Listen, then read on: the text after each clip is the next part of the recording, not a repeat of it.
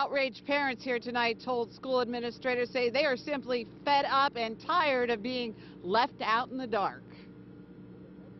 My son is a senior at the high school, and we have heard not one word from the school board, from the district, or anybody about what is going on at that school. Using words like inexcusable silence, embarrassment, and absolutely no accountability, one by one, frustrated Plum High parents got their first chance to confront school board members about the sex scandal that's rocked the district.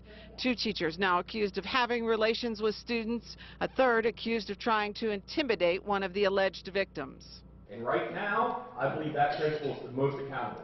Maybe it spreads out, I don't know.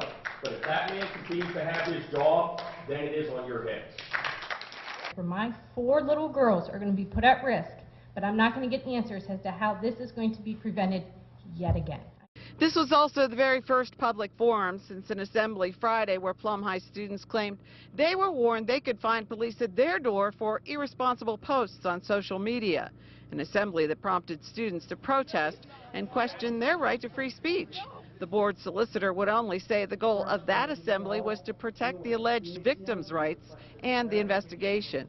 Part of that cooperation means board members not speaking publicly about facts relating to investigations that could hamper the investigation. On the advice of counsel and with the backing of the board, Superintendent Timothy Glasspool stayed silent.